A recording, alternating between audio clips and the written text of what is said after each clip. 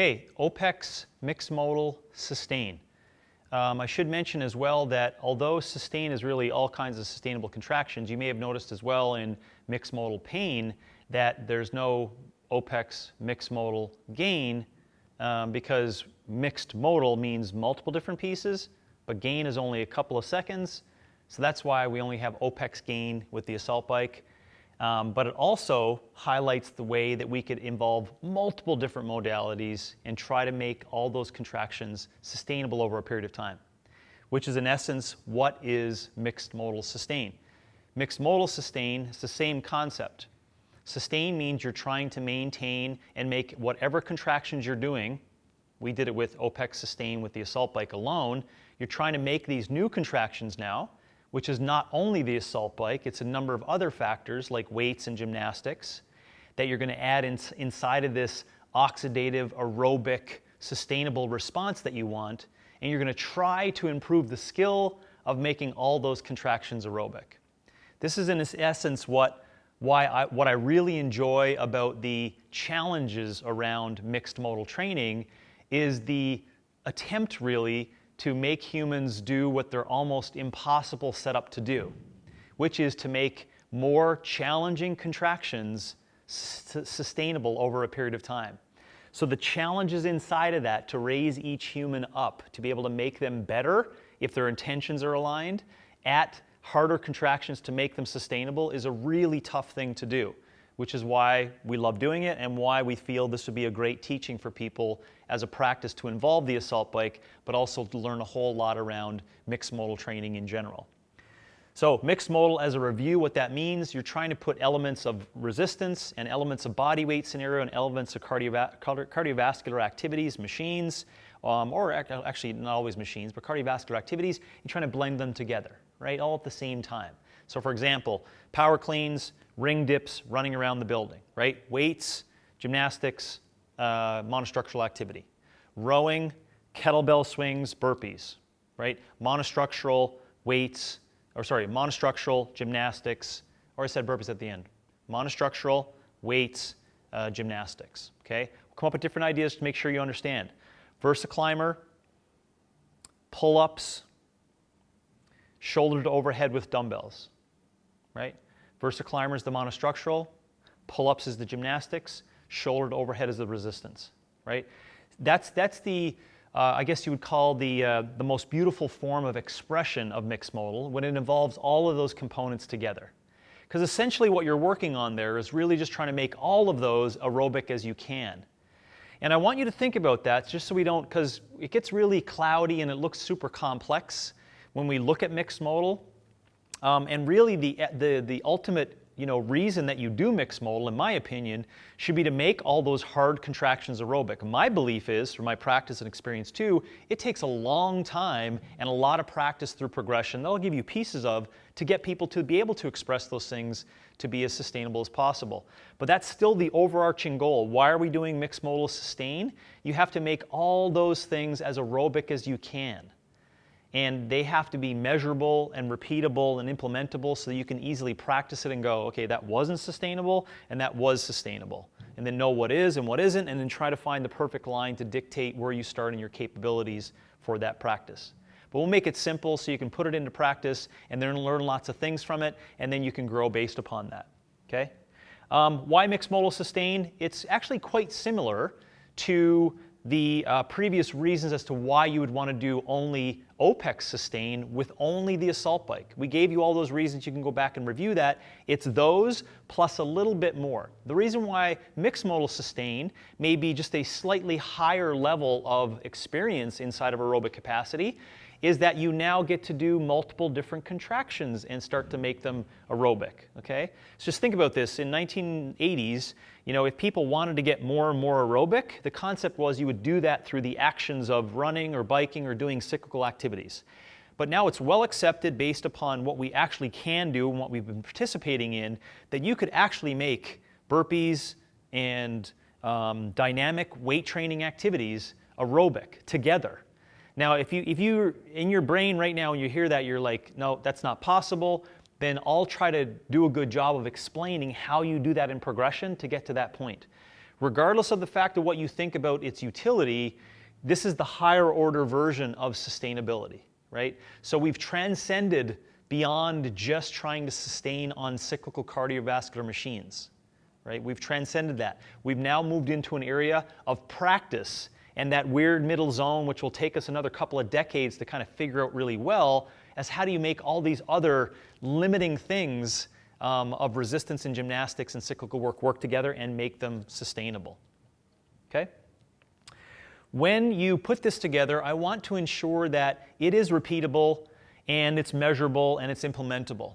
And the way we're going to go about doing that is to teach you a concept of what's called circuit training with intra-set repeatability. Okay? Two things you need to think about. Now, based upon my experience of implementation of millions of different versions, honestly, of mixed modal training, I have found that there's a progressive model to get people really, really good at the best form of mixed modal dynamic contractions made aerobic. And it's through this method: cyclical, circuit, chipper, and constant variance. If you progress that way and you become elite at each one of those, you'll become as best as you can in mixed modal dynamic contractions made aerobic. It's just that most people don't take the time to do it, and a lot of people are just good at it, and so we don't really have a book that says this is how you do it. From my experience in the past 20 years in playing with this, I can tell you, sure as shit, this is the best method to get to that. Now, what is cyclical? That's the first C. This is cyclical, right? So if you practiced OPEX Sustain on the assault bike, you should have ample practice and ample repetitions and volume, as remember, based upon the patience and the characteristic we're trying to gain in OPEX Sustain, that you will be able to then go into this mixed modal area and do it effectively. Why? Because it's the second C, right? Cyclical, circuit, chipper, constant variance. Why not chipper? Why not constant variance? To be completely honest, it takes people years to get really good at circuits and the characteristics of them before they move into chippers and constant variance. So maybe somewhere down the line we'll do some assault bike training with those other elements, but for right now I want people to be able to implement this, make it repeatable and measurable so that you get a really good effect from it, and then you can upgrade your knowledge after you get really good at it, okay? And it's a simple way of putting it together. I'm going to create some confines and structure to it through those two ways, and now we'll discuss how you're going to put it into practice. Because you get to experience this a little bit. It's different than pain, where I said, do power clean, do burpees, finish on the assault bike, right? And then it's a little bit different than remember OPEX Sustain just for the bike? It was like 10 and 10, 7s, right? Remember that? It was like very clear, this is what you do. This is a little bit more open, so it allows you some strategies to how you can progress yourself and experiment with it. But because of the structure of the training, it'll keep you in a lane and it'll allow you some of your own auto-regulation to determine if you're going in the right direction for it, for its purposes, which is to make all different kinds of contractions sustainable and for you to learn how to do that. So we're going to do a circuit style, right, where you're going to do 20 cals on the assault bike. You're going to do some weight training that's going to last approximately 40 to 60 seconds, and you're going to do some gymnastics in repetitions for both that are going to last 40 to 60 seconds, right? And you're going to do 5 rounds of that. That's what 5 times means. I'll repeat, 20 cals on the assault bike. Let's say it's kettlebell swings for 40 to 60 seconds. And then you're going to do burpees for 40 to 60 seconds. Then you're going to go right back and do 20 cals. Then you're going to do kettlebell swings again. Then you're going to do burpees, right? Same repetition frame, right, in each one, just as long as they last around this time. It's not that important if you're at 42 versus 58 seconds. Don't geek hard on that. You just have to have the same reps and same modalities each round, okay?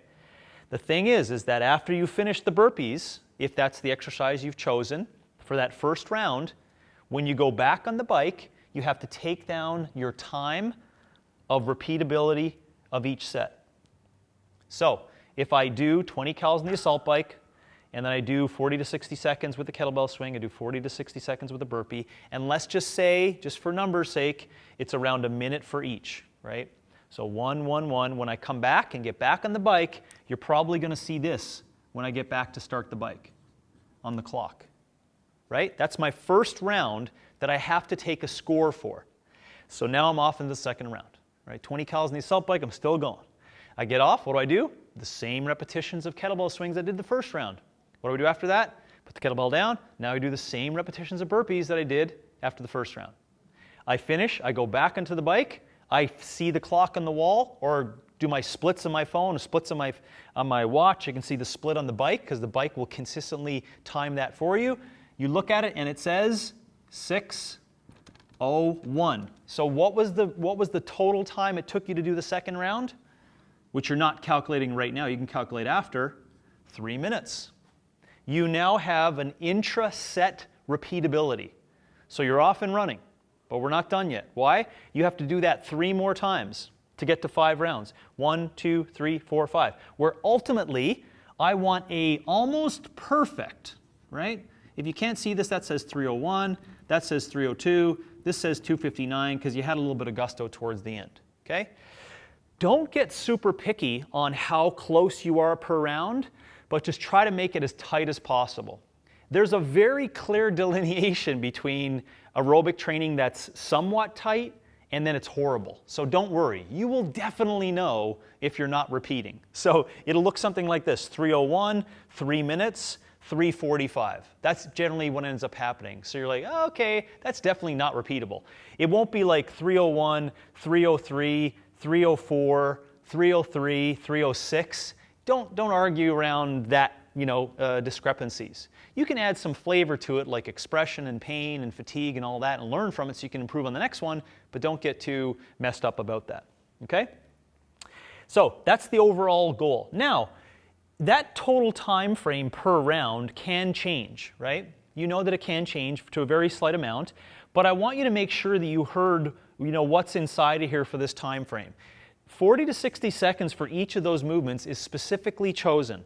You need to have 40 to 60 seconds in order to challenge the characteristic of what each of those things ask you to do, right? Just think about that. If I ask you to do 3 seconds, you might get 1 rep of a kettlebell swing done, right? So we're actually not challenging the characteristic of the resistance that you're trying to make aerobic and enduring.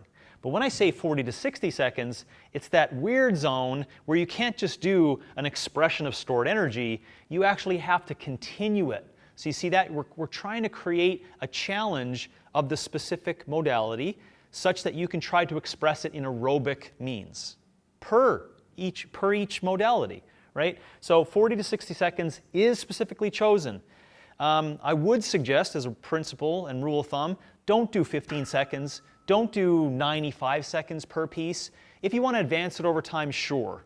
But in the best learning, you could honestly do this style, and as I'm going to talk to you about progression and how to progress this, you could do this for years and still have progression just inside the 40 to 60 second time frame and get ample expression of aerobic endurance with mixed modal pieces, okay? So try to keep it within that time frame when you do it. So you got an idea what I want. That's perfect. And anything around not looking like that is a critical drop-off. That means that this is, and I never talked about this before, but it's something to think about in terms of the training for it. If you get to the second round, so many people feel bad about doing this, but if you're on your own, this is what I suggest. You're into the second round, and you get to the second round, and you're way off on time. Just stop the workout, right? This is a learning. You're like, cardiorespiratory activity is a skill. Sustain is skill. Why would you want to continue to learn how to get slower, right? Just stop what you're doing, turn the clock off. If you can reset, take a breather, go back and try it again, that's cool. But don't just continue because there's a clock on the wall, you got your YouTube video on, etc. It's competition totally different. But don't be afraid. Just think about this. In the context of running, whenever people get into the wrong pace of running, what do? Just slow down, right? Look at the, oh, we got a little bit ahead there. Maybe I'll back off. In fitness, it seems like we got to continue to suffer to feel like there's anything inside of there. So just make sure when you're measuring this stuff, if you get a drop-off, the session's over, or take a big breather and try to come back and complete it effectively again to get repeatability because it's a learned environment, okay? And you probably didn't get into too much trouble because it's still under the context of aerobic activity. When I talk about effort, you'll see that you might be able to like trip up and learn and then effectively come back and repeat it and do it again, okay? So if you do that and you get it in one session, let's say, I'm not jumping to progression, but you're going to do it twice a week. You do it that first time, and you get to your second round, and it's all effed up, stop. A couple of days later, try it again. The exact same thing, try it again. What are you going to do? You've just underpaced, right? That's great. You've learned that you can't go that hard. So in the context of the total work that you're doing, I don't care about total time, right? Because it's relative to you. I care about intra-set repeatability. So physiologically, we could argue like, is that aerobic? You know, don't argue that. If you're doing intra-set repeatability, you are going to have to self-pace. This is why I love this concept, because intrinsically, you have to learn how to do this. I'm basically saying, here's the metabolic problem. You need to provide the solution to that metabolic problem. With that in mind, people will gain autonomy of their training and sustainability for fitness. You'll learn how to do tougher contractions and make them aerobic. And you'll learn a whole lot about yourself too, about things like, can I be patient? Can I trip up and come back and learn it again, et cetera, et cetera. And that's a positive thing, okay? The effort that's involved when you do this, because it may look like, and I'll talk about progression of movements too, I'll make sure I remember that. The effort that's involved here, you may think that 80 to 90% is somewhat really sub-max, but it's not. Remember, the dose effect of mixed modal training is a big neuroendocrine response. Your brain has to work hard, your metabolic system has to work hard, and all together, it's not just getting on a bike for 20 minutes, right? Make this sustainable. You're doing a bike plus all these other movements. So we describe it as 80 to 90% of mixed modal aerobic. So whatever you can envision, even if you haven't done really hard mixed modal aerobic stuff, if you haven't done that before, envision what the hardest 15 to 20 minutes is of mixed modal aerobic work, and you're doing 80% of that. That's the concept you should have in terms of perception. Now, I add perception itself. It's not a big key, because why? The intraset repeatability dictates it. Progression, 2 times a week. Why 2 times a week? Again, it's largely due to the dose response, because I know you're also doing some other training. And it says ... plus forever, because you honestly could do this thing. Like I said, sustainable activity can be done forever. So take your ideas around OPEX Sustain on the assault bike away now, right? Remember how we had a block method of doing it for a number of weeks, testing, retesting? After you've done the testing, retesting of just pure OPEX Sustain for a while, you could honestly just do OPEX Mixed Modal Sustain over and over, honestly, forever. Now, if you don't experience it enough, you're going to be like, that's crazy, there's no possible way I can involve so many things inside of it to make it challenging. I haven't finished yet, because I'm going to give you insight as to how you can do that. But you actually can do it twice a week forever and not get bored and provide lots of opportunity. This is how you do it. So you have to progress, you want to think about it, you have to progress your W and your G for what you're capable of right now in expressing and making aerobic, and make them harder and harder and harder over time. As you progress them, you'll see if you're still making it sustainable. I'll give you a little bit of an insight. So you're just beginning, and you don't know what your capabilities are. This is where you start. Do 20 cals on the assault bike. You're going to do 40 to 60 seconds of a kettlebell deadlift.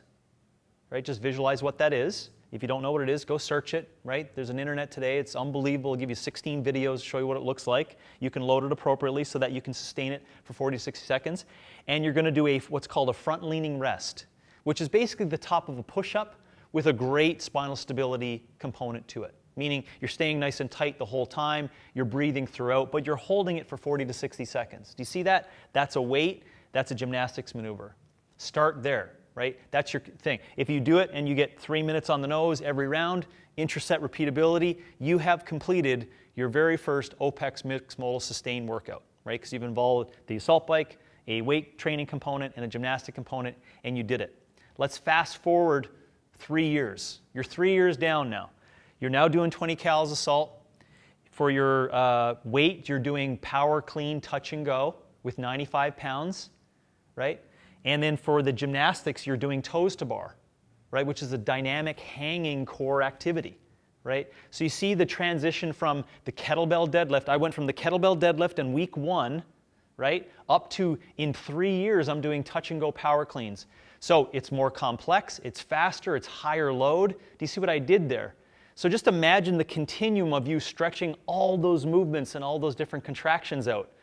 Yeah, honestly, it can go on for a really, really long period of time, like decades of time, where you can get to even high levels where this loading is like a really high absolute load of a complex snatch, let's say, and this could be like a ring muscle up or a bar muscle up done for that period of time over and over for that many seconds. Now, if those of you who've seen people on TV performing these kind of things, they have indirectly taken this long-term approach to get to be able to express that. So I say that as a caveat so that you don't jump ahead. If you do jump ahead and do stuff that's way too complex in here, besides I don't want you to get injured, the positive thing from that is that you'll see that it's not sustainable. That's the beautiful thing around the circuit plus intraset repeatability. And also it'll cure that issue that you may have intrinsically in your head now around boredom. So that is OPEX Mixed Modal Sustain. We talked about why mixed modal as a review and how we're doing this. We're essentially trying to make all different kinds of contractions aerobic now. We talked about why mixed modal sustain in particular. It's like a transcendence of just sustainable activity and the practice of it, which I think has lots of utility inside if it's done effectively. I wanted to make it repeatable, measurable, and implementable for you to ensure you can just look at it and go, that totally makes sense, let me practice it, because I'm trying to get you up to speed on this auto-regulation and self-pacing you need to come up with. So that's the only challenge in here, is that you're going to have to find out exactly how to do this effectively, whereas the other ones were kind of just written and you just need to do them. But that's actually the aspect of sustain, as I mentioned. You have to learn patience, you have to learn control, and that allows you to own sustainability when you do it. Make sure it's 20 cals and then these variables inside of the training each time. Intraset repeatability and circuit is involved in it. And I talked about why not just cyclical and why not right now chipper versus constant variance inside of those. And then we talked about the effort. It's a proposed effort of 80 to 90%. For your best mixed modal effort, it's just sub-maximal for that. 2 times a week, and as I described, hopefully, the progressions that you can go in here, you can do this forever and ever for a really long period of time, mixing up all different kinds of W's, all different kinds of G's per workout, per week, and the data will come back and tell you exactly if you're doing it effectively to know if you actually are doing OPEX Mixed Modal Sustain with the assault bike.